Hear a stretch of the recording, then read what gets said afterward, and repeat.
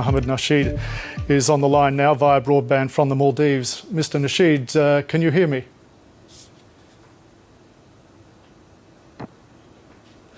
Mohamed Nasheed, it's Scott Bevan in Sydney. I'll presume you can hear me. When you were ousted from office last week, it sounded as though you had decided to resign to avoid bloodshed among your people.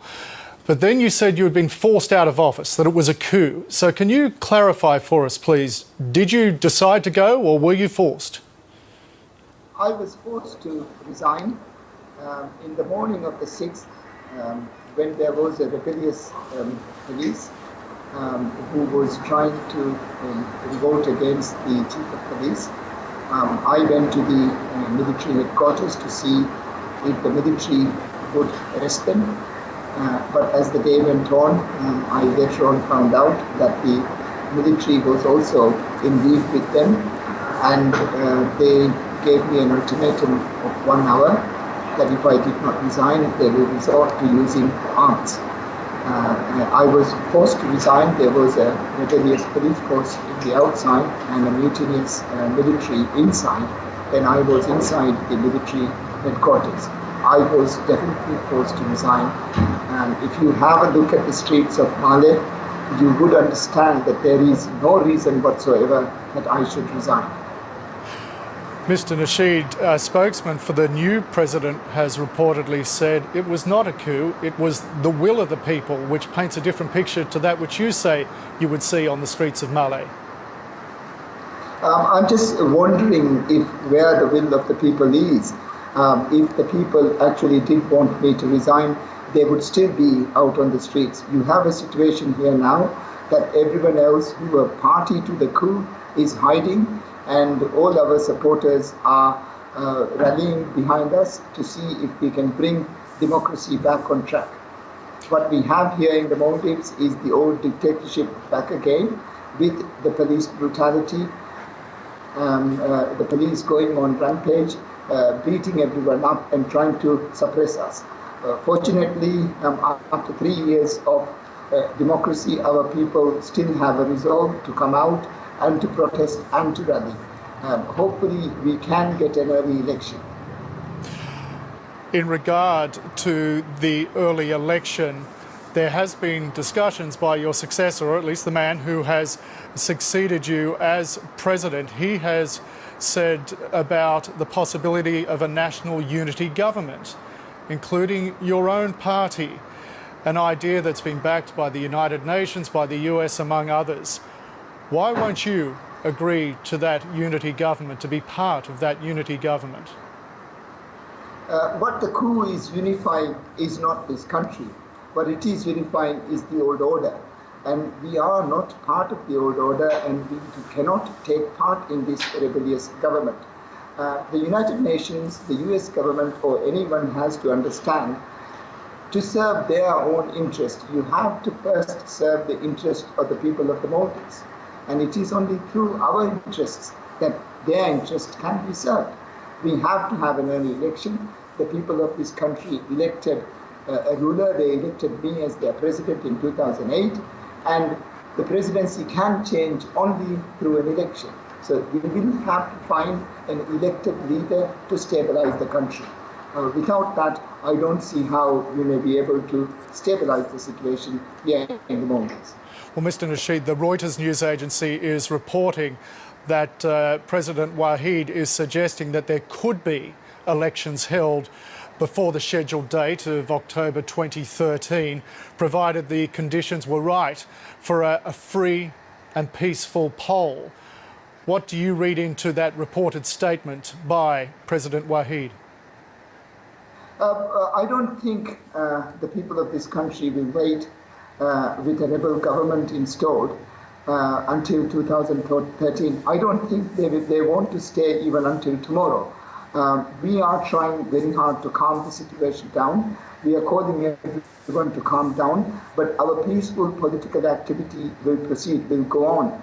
We will have our rallies, we will have peaceful gatherings, we will have our meetings, we will go from door to door, and we will bring the government to a situation where they have to have early elections.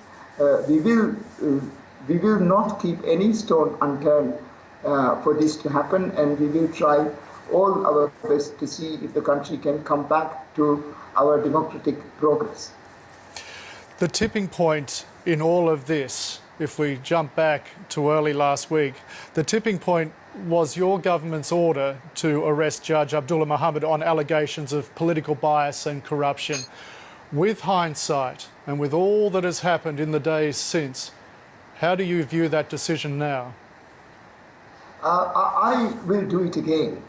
The Judicial Services Commission had made an announcement, taken disciplinary action against this judge. The judge was not supposed to sit on the bench. The Judicial Services Commission did that in November, but November went, December went, January went, and the judge was still dishing out sentences. The public was losing confidence in the judiciary. We need to set up the judiciary according to our new constitution. And I think that the vast majority of the people do understand that as head of state, I have to do what has to be done. I am the protector of the constitution, and I have to do it. And I have to see that there are situations where people have confidence in the judiciary. We can't have a renegade judge dishing out sentences as he sees fit, while the Judicial Services Commission has decided to take disciplinary action against him. Mr. Nasheed, the unrest and indeed unhappiness in some quarters with your government was apparently months in the making and brewing. Why couldn't you or your government have brought about a peaceful resolution before it got to your resignation, before, as you put it, the coup? You must understand why they attempted the coup. They attempted the coup because the old regime was hiding behind the judiciary with their human rights atrocities, their corruption cases, and a number of other criminal cases on them were still pending in the courts, because they had the whole of the judiciary was as it was before the constitution, and all the judges were handpicked by the former President Qayyum, and they were hiding behind the judiciary. When we decided to reform the judiciary, they understood that there was no option for them but to attempt a coup and overthrow the government. So in my mind, there was no way that we could have resolved this peacefully with conversations with them. The vast majority of the people, we are in conversation with them. We have a majority in parliament. We have a majority that people gave to us in the presidential election. We have a majority after the local council elections. And there's no reason why we shouldn't be going on with our programs of justice and democracy. Mr. Nasheed, there's been a warrant for your arrest, and police have also asked you for a statement over the events surrounding your ousting, although President Wahid has said your safety is assured. Nonetheless, what do you foresee as your future? I still have a court order on me, an arrest warrant on me. I'm only surviving because the people of this country do not want me taken in, and they are always around my home. And I think it is very difficult for security forces to take me in because of the vast support, the big support that we have for us. It is a difficult time, but I hope that the international community would understand what is going on in the Maldives and impress upon the rebellious government to adhere to basic human rights principles, rule of law and normal procedures. In light of all that you've said, what do you envisage then as the future of democracy and its development in your homeland?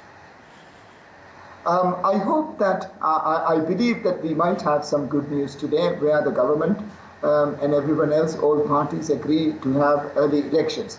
What we are asking for is elections, not the sun, moon and the stars. What we are saying is we have to have elections, and elections should decide who should rule this country. Mohamed Nasheed in the Maldives, I thank you very much for taking the time to speak with us tonight. Thank you.